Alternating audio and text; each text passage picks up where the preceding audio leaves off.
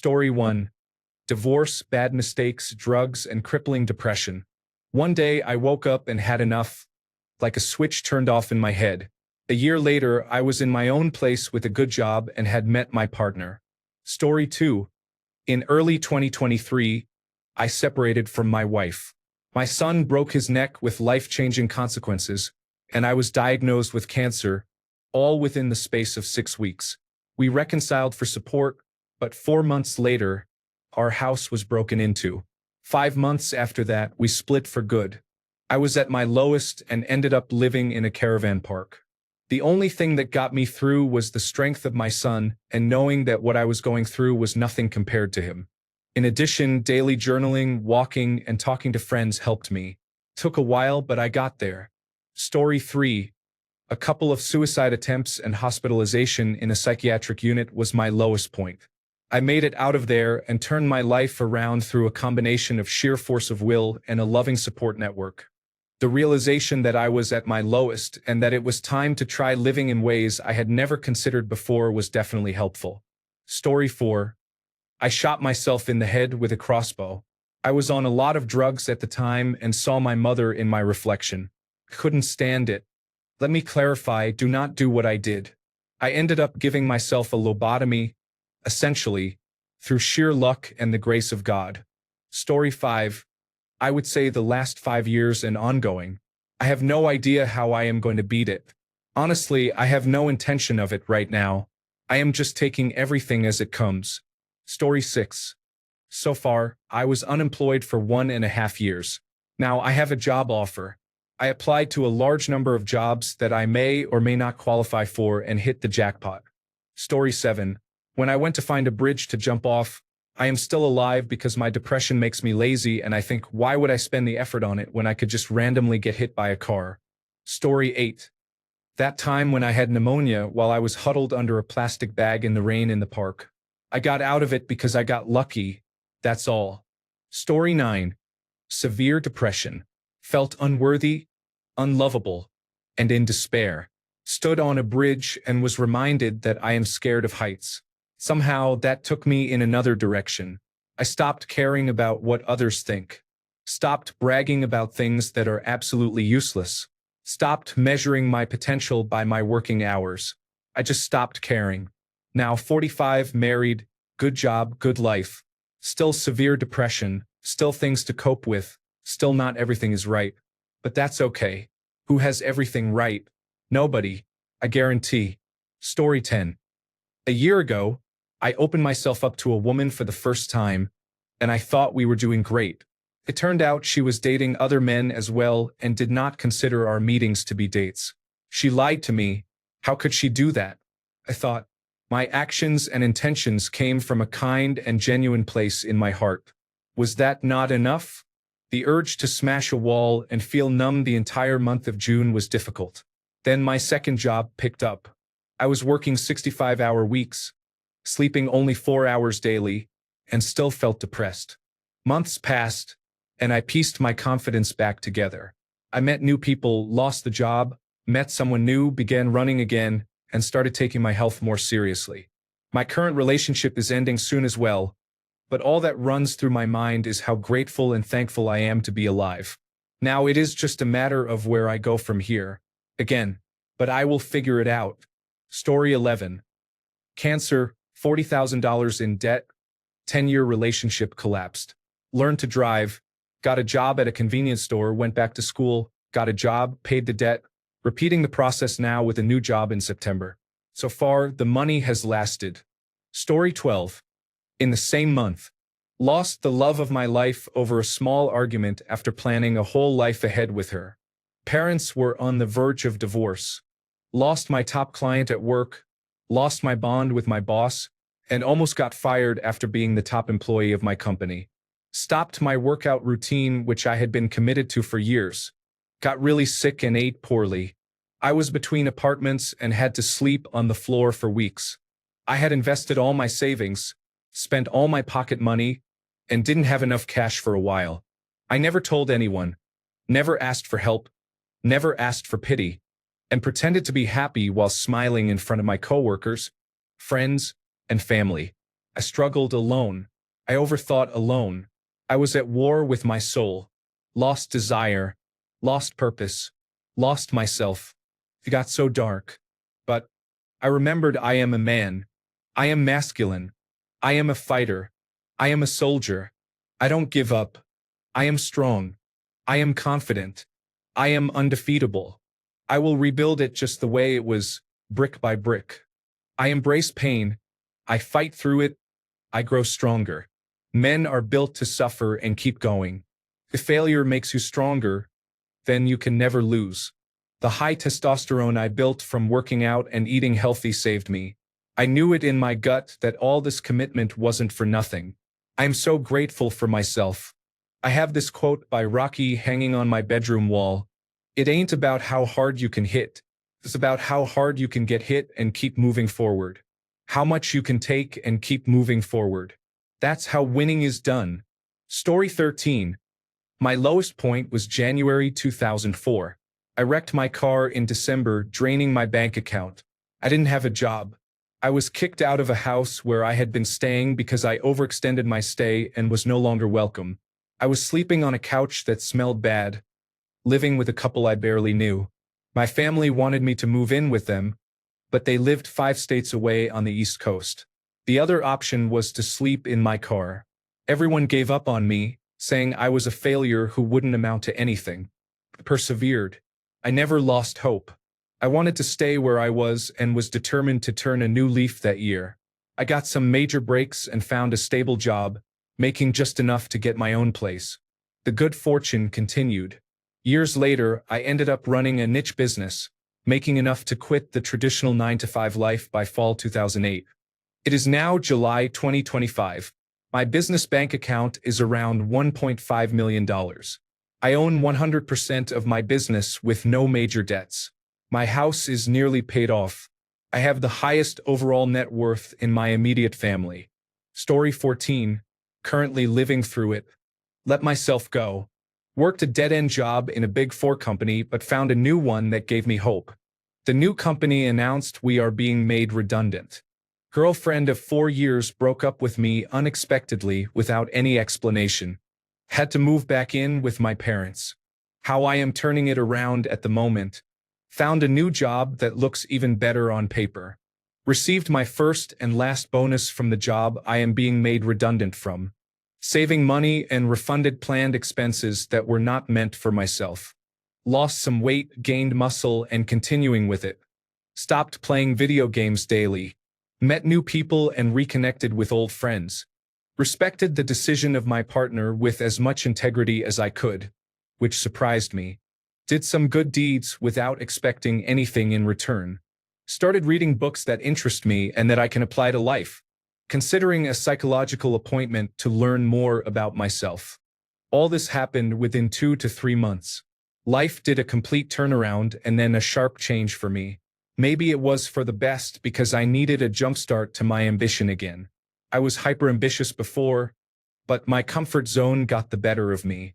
My only regret is that she isn't here to share my wins with me. She would have been proud. Story 15. Last year. By the 3rd stress seizure, I had already had my driver's license suspended, moved into my 3rd option, had family move away, and ended a relationship with someone I only recently realized used me for sex and to help with rent. I didn't want to have sex some days but was too insecure to ever say no, thinking that what she wanted was the only option. I had a therapist, but she didn't know that my pre-existing condition causes complications with antidepressants, which contributed to 2 of the seizures. I am pretty sure her ending her sessions with me was because prescribing me got her license suspended. I felt very guilty. I gave up. I have loving parents, and only I was in the way of taking their help and retreating to regroup and compose myself. I finally took it. 3 strikes and I considered myself out. Felt like I had failed, but I accepted it. I rose up because I finally accepted that I needed help. I would not have made it without others. How did I beat the odds? Not by myself. Humanity's success is based on teamwork. My family is my team, and I would not be here if they were not. A year later, I just purchased my end-of-lease car in full. This was actually the 2nd lowest but most recent. I died in 2016 and basically returned to existence. Story 16. Got fired, someone stole my car, and my neighbor's kids shot my dog with a BB gun. Oh yes, and my girlfriend of 5 years decided to cheat on me. This all took place within 4 days. My family had many reservations about me joining the military, so I said, forget it. One of my closest friends agreed to take in my dog. I sold or donated everything I owned, including a truck, phone, and clothes, and joined the military. 8 years later, I have been out for a year. I am finishing college and have an amazing nest egg for a future house. What made me do all that? Something had to change, and the change had to start with me. Story 17. Right now, I am so exhausted and stressed out that I have no idea what I am going to do, but I have a wife and children, so I cannot stop. Story 18. Had a few years of working at a dead-end job and then just drinking heavily all weekend, eventually adding some weekdays too. I had no direction, had not had a girlfriend in years, and experienced some awkward and unsatisfying involvements with female friends. I ended up making a massive career change and move which jump-started me. Story 19. My biggest triumphs were always built on the back of my worst defeats. I had one project canceled, and the next project succeeded and went stratospheric worldwide. I started a company that failed badly, but my second company took off. As the song says, the darkest hour is just before dawn. By definition, when you are broken down, there is only one way to go up. Conversely, when you are flying high at the top of the league and winning, there is only one possible way to go down. Story 20. Got dumped by a girl I was crazy about. She seemed great at first, but she started accusing me of ridiculous things I never did, and I was always defending myself. Afterwards, she told me not to talk to any of her friends even though they liked me just fine. She continued to make up things about me, such as stalking her or driving by her house, which I never did. I started having nightmares of her yelling at me. I began to drink socially to make new friends and got carried away. I got a driving under the influence charge but have since turned things around. This all happened within the last year. I'm not completely through it yet, but I'm close. I'm still in awe of how someone I trusted could turn on me like that. Story 21. Went insolvent, lost my home, and moved back with my parents. Sat around for a year, feeling regretful and wondering if I should take my own life. Got an entry-level job that turned into a career. Reconnected with an old girlfriend who I am still with. Passed my driving test and got a nice car that I can afford with my job. I have savings and surplus income each month and am saving to buy a house. It is darkest before the dawn. Keep going until you do not have to anymore. Story 22. I've had a few lows, not sure which is the lowest. Probably the next one or the one after that. I am good at finding new lows. What makes me get up? The last one I was forced to. I was hospitalized for a month. Normally, it's my anger that gets me motivated.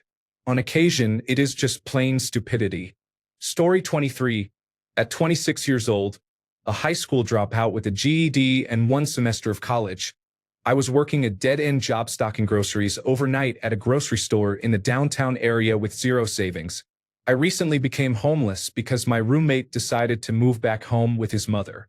I ended up sleeping in my car and showering at the community college I attended for that 1 semester. No one knew what was going on because I was too embarrassed to tell anyone. How did I fix this difficult situation? I made what I consider the most insanely bold move I could think of at the time, but one I figured would get me out of this mess. I walked into an Army recruitment office and said, "I'm homeless, I'm hungry, and I need a place to stay." The recruiter signed me up for the United States Army Reserves as a construction equipment operator. He put me up at a local reserve center where I slept on a cot in a back office for 2 nights before I was on a plane to boot camp. Less than 1 year later, the September 11th attacks happened, and eventually I found myself driving trucks in Iraq. By the end of my military career, I was honorably discharged as a combat medic with the active duty United States Army's 4th Infantry Division. I was discharged due to wounds suffered in combat, but it was more of a minor issue because I do not have any seriously permanent problems from it. I used the post-9/11 GI Bill to go to college and earn my degree in a science, technology, engineering, and mathematics field. I also used the Department of Veterans Affairs home loan to buy my house. I am now a member of both the American Legion and the Veterans of Foreign Wars, but I have never once stepped into a Legion or Veterans of Foreign Wars hall. And for a middle-aged man, I am looking pretty good. I feel like one of those World War II veterans in the 1950s. I am in good shape. I wear retro bowling shirts, I only drink cocktails in highball glasses, and I sit out on my patio in the suburbs cooking on a charcoal grill. Story 24. When I was 22 years old, I was diagnosed with depression, which led to being academically disqualified from college. I was hanging out with people from a Christian group because I felt so alone, and I was working a dead-end retail job and hated life. I put on a good front that I was okay, but I was not. I got professional help and, for the most part, forced myself to go through the difficult times because there is light at the end of the tunnel. Story 25. My lowest point so far was when my girlfriend of 4 years broke up with me, and then I got kicked out of college. Then my mom was in the hospital for 3 months, all within the same 2 weeks. Life was rough at the time. I got over it by having family and friends around. Luckily, my girlfriend's family brought me in one day, and we talked about everything going on. Story 26. My early teens, without a doubt. It felt like the world was against me, like I had no one to turn to for help, which I did not. Plenty of vultures and malicious people circled overhead, ready to pick my bones clean. I was left to figure out this difficult situation on my own. There was a lot of anger, very few answers, and even fewer allies. It was a recipe for complete disaster. So I did what anyone in those circumstances would do. I asked God for help. I found peace and tranquility in the ritual, and in the end, God answered. The world got worse, but the burdens in my life became lighter. Positive influences came into my life, taught me things, their perspectives shining a light on my life and banishing the ignorance that kept me prisoner in my early years. With that kind of support, I developed and refined myself as a person. I am close to entering my 40s, and though I may carry a chip on my shoulder about the injustices of my early life, I feel strong and confident in my abilities. It is part of the reason why I spend time in spaces like this, lending perspective to people who may be going through similar rough patches. Nobody deserves to be trapped as a prisoner in their own lives. Anything I can do to uplift someone in sincere pain, I do cheerfully and give freely, just as I was given my blessings freely. Story 27. I have been on a ledge more than once, looking down to the end of everything with that bittersweet feeling of a possible absolution. I didn't rise up to beat any odds. I just realized there weren't any. All the competitive nature of everything is meaningless. I'm here in the dream. It's not all good all the time, and sometimes it sucks, but that's the price of existence. The balance between good feelings and bad feelings is just life. It's like you can get very upset about the Wi-Fi being down, while people manage to be happy without any internet. Comparison is the enemy of joy. If approval from others is a requirement for your own happiness, you are looking in all the wrong places. Story 28. There was a heavy crisis in our relationship, and I was completely falling apart several times a day, begging my boyfriend not to leave me and also self-harming. After a few weeks of this without a break, barely sleeping or eating, I fell asleep for almost 20 hours. When I woke up, I was sick and frankly bored of wallowing in my own misery, so I stopped. I also stopped bothering him. He came back to me by himself a few days later, and that was a big lesson for me. Story 29. Post-traumatic stress disorder was so severe that I could not leave my home. I often thought I was going to die. More than 1 year later, I am now enjoying nature and have self-published a book guiding others on how to heal. Story 30. When my second child was born, I was diagnosed with type 2 diabetes. The medications they gave me caused diabetic ketoacidosis. I was in the intensive care unit for a week and stayed in the hospital for a total of 2 weeks. Most of my life, I had been physically capable of anything. I had power lifted and worked out for most of my life, but in the hospital, I was too weak to get out of bed. I was so weak that a male nurse had to hold my genitals so I could urinate into a plastic bottle. What was worse was how grateful I was that he was there to help me. I felt like such a loser and decided to do whatever it took to avoid being back there again. I radically changed my diet and the way I exercised. I stopped all diabetes medication in less than 3 months and have maintained an A1C level below 4.8 ever since. All in all, I'm glad it happened. It made me serious about my habits and take personal responsibility. Story 31. Probably losing my job back in March. I've never been fired or unemployed since I was literally 9 or 10 years old. I had no other option but to dig in and find a new job. Story 32. Wow. I have been through a couple of tough times. I was laid off from work, applied for unemployment and food assistance, but had no job prospects. Another time, my wife was angling for a divorce each year, and when I finally quietly said, "Okay," she mentioned therapy. I cannot think of it as beating the odds because I know people go through worse situations. I think it is part humility, part confidence, and part faith. Story 33. When I became homeless at 21 due to my father not informing me he went bankrupt, he moved in with his girlfriend, and I moved in with the homeless. It took me 2 months of sleeping at friends' and acquaintances' places to find a room I could rent. It was really expensive, so I couldn't afford more than one meal a week for a year. Eventually, I found cheaper living arrangements and better jobs. Although my life took a big detour, I am making steps to improve it. I am going back to university this year and hope that my life keeps getting better each year. For context, I am 30 right now. Story 34. I'll never forget a female doctor I visited for a checkup. She asked me questions about suicide. When she heard the pain in my answers, she put her clipboard down, held my hands, and told me everything would be okay. No one had ever done that for me before. She snapped me out of my constant depression spiral. She prescribed me Lexapro, which I still have but have never taken. Looking at that bottle reminds me of that day and that life can't be so bad. I need to take happy pills. Story 35. 6 years ago, I was at my lowest and struggling with alcoholism.